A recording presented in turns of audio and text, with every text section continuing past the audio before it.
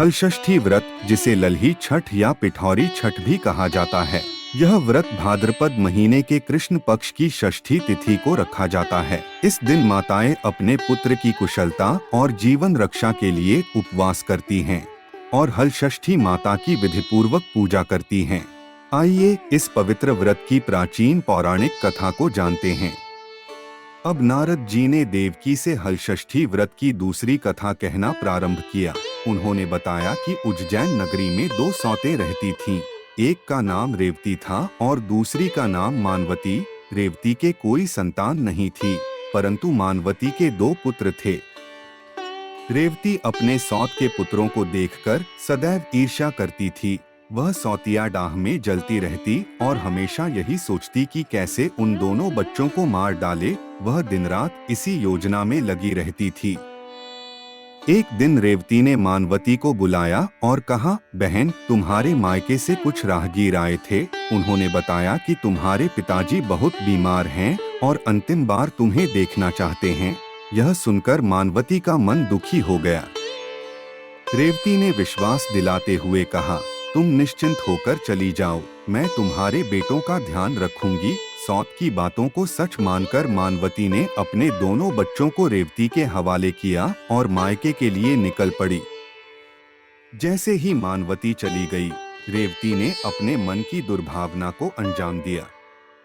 उसने दोनों मासूम बच्चों को मार डाला और उन्हें पास के घने जंगल में जाकर फेंक आई। इधर जब मानवती अपने मायके पहुंची तो देखा कि उसके पिता तो बिल्कुल स्वस्थ हैं। उसने अपनी माता पिता को रेवती की बताई बात बताई तो उन्हें रेवती की मंशा पर संदेह हुआ।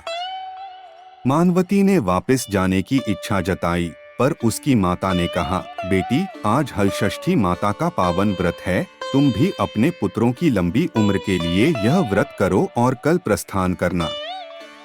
माता की सलाह मानकर मानवती ने श्रद्धा से हलषष्ठी व्रत किया।